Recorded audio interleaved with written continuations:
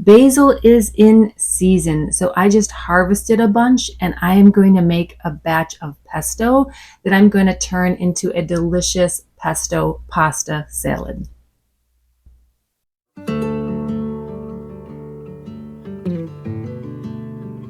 I'm going to start out with my pasta, get that cooking in some salted water.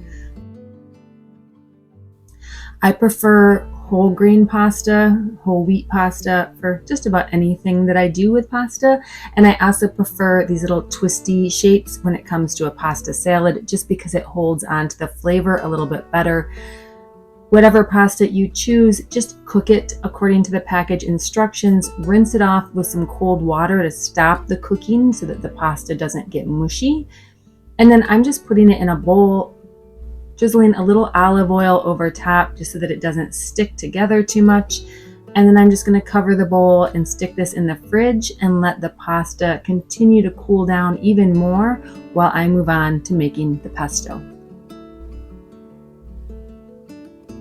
Pesto starts with basil. So I have all of this beautiful basil. I'm just pulling leaves off so that I'm not using the big woody stems.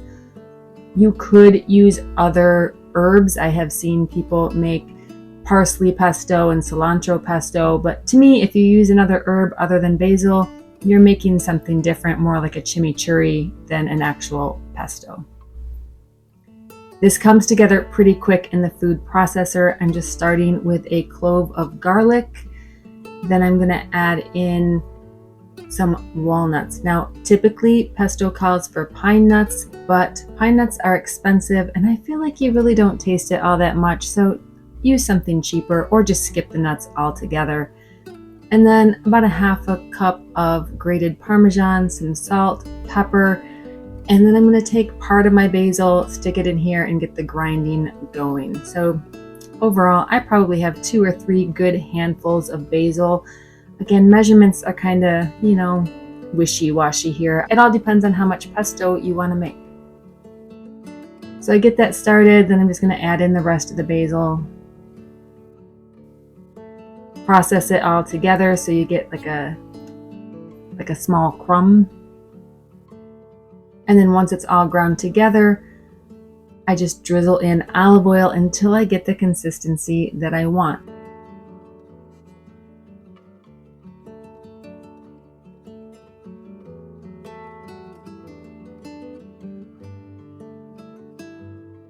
If you don't want to add too much oil, if you're trying to sort of watch the calories, but you want to liquefy it a little bit more, you can add just a little splash of water to this. A little bit of your pasta water would be a great option because that kind of keeps some of that starch in there to keep it sticky. There's the pesto. So now next step is to start to add some of this into my pasta.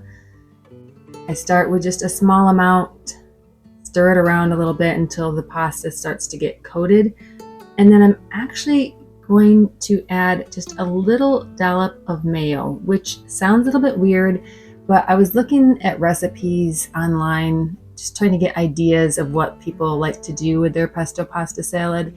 And I found a couple mentions of just adding one small little like tablespoon. So not a lot, just enough to up the creaminess factor a little bit. So that's what I did.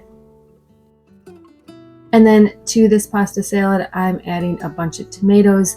I'm cutting them in half. These are just little grape tomatoes. You could use any kind of tomato. If you have just some big slicing tomatoes, then chunk that up.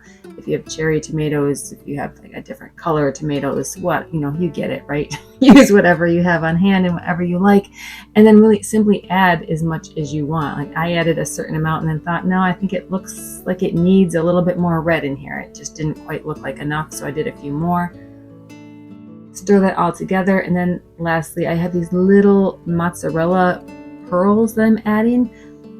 This is left over from another salad that I made, which I will link that salad. It was a salad I made a video for last year. It was delicious, but it used these little pearls.